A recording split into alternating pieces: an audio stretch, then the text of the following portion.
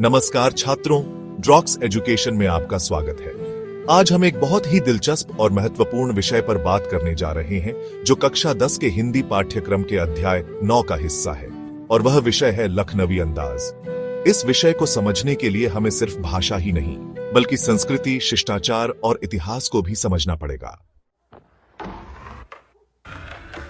तो आइए सबसे पहले समझते हैं कि लखनवी अंदाज का मतलब क्या है। लखनवी अंदाज, जैसा कि नाम से ही पता चलता है, लखनऊ शहर से जुड़ा हुआ है।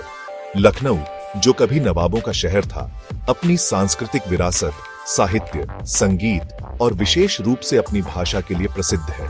लखनवी अंदाज केवल एक तरह की बोली नहीं है, बल्कि यह एक जीवन शैली, शिष्टाचार और व्यवहार का नाम है जो इस शहर के लोगों की पहचान बन चुका है। जब हम लखनवी अंदाज की बात करते हैं तो हमें यह जानना जरूरी है कि इसका संबंध नवाबी संस्कृति से है। मुगल साम्राज्य के दौरान लखनऊ एक प्रमुख नगर बन गया था जहां नवाबों का शासन था। नवाबों के दरबारों में जो भाषा बोली जाती थी वह बहुत ही सौम्य, शालीन और नफीस होती थी। यही नफासत लखनवी अंदाज की पहचान बन गई।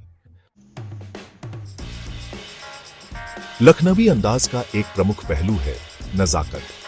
नजाकत का मतलब है सौम्यता, शालीनता और एक विशेष ठहराव। जब लखनवी लोग किसी से बात करते थे तो उनके शब्दों में एक खुसूसियत होती थी जो न केवल उनके शिष्टाचार को दर्शाती थी बल्कि उनके व्यक्तित्व की महानता को भी प्रकट करती थी। यह अंदाज सिर्फ भाषा में ही नहीं बल्कि उनके व्यवहार और आचार व्यवहार में भी देखा जाता था। लखनवी अंदाज की एक और खास बात यह है कि यह भाषा केवल बोलने तक सीमित नहीं थी बल्कि लेखन और कविता में भी इसका गहरा प्रभाव था।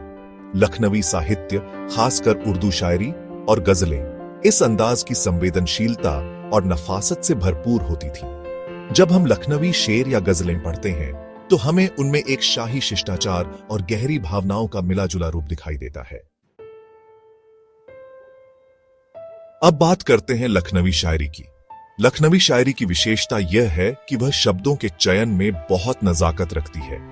लखनवी शायरी की यह खासियत है कि हर शब्द, हर वाक्य, हर छंद में गहरी संवेदनाएं छुपी होती हैं। जब कोई शायर लखनवी अंदाज में शेर कहता है तो वह शेर न केवल दिल को छूता है बल्कि उसमें उस वक्त की शाही नफासत और ठहराव भी होता है। मीर तकी मीर, शौकत अली और इब्राहिम झौक जैसे प्रसिद्ध शायरों ने अपनी कविताओं में इस अंदाज को जीवित रखा।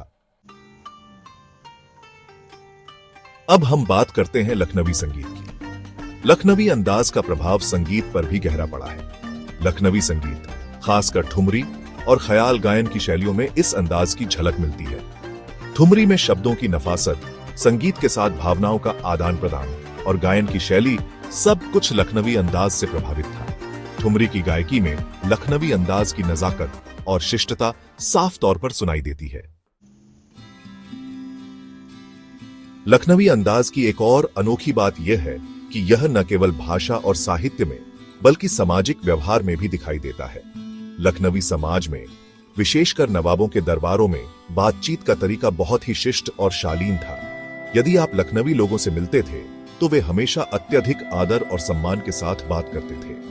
उनके शब्दों में एक खास तरह का ठहराव और सलीका होता था। लखनवी अंदाज में एक और बहुत ही दिलचस्प पहलू है अतिथि सत्कार। लखनवी संस्कृति में अतिथियों को बहुत महत्व दिया जाता था। उनका स्वागत इस तरह किया जाता था जैसे वे खुद एक नवाब हों। उन्हें न केवल भोजन दिया जाता बल्कि उनके प्रति सम्मान भी दिखाया जाता था। अतिथि को सम्मानित करने का यह तरीका आज भी लखनऊ के अधिकांश परिवारों में देखा जाता है। लखनवी अंदाज का प्रभाव आज भी लखनऊ की जबान और संस्कृति में देखा जा सकता है। यहाँ के लोग अपनी बोलचाल में वही नजाकत और शिष्टाचार बनाए रखते हैं। लखनवी अंदाज में संवाद करने का तरीका अब भी लखनऊ की पहचान बन चुका है। जब आप लखनऊ में किसी से बात करेंगे तो आपको शब्दों में एक अद्भुत शालीनता और सौम्यता मिलेगी। यह कहना गलत नहीं होगा कि लखनवी अंदाज आज भी हमारे समाज में एक आदर्श है। यह हमें सिखाता है कि कैसे एक शालीनता, नफासत और सम्मान के साथ अपने विचारों और भावनाओं को व्यक्त किया जा सकता है।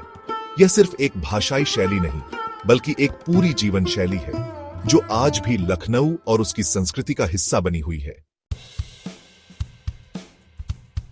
तो छात्रों, इस वीडियो के माध्यम से हमने जाना कि लखनवी अंदाज सिर्फ एक शब्द नहीं है, बल्कि यह एक गहरी और प्रभावशाली सांस्कृतिक धरोहर है जो हमें शिष्टता, नफासत और उच्च मानवीय मूल्यों की शिक्षा देती है।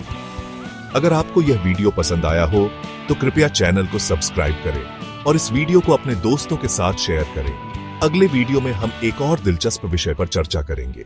धन्यवाद।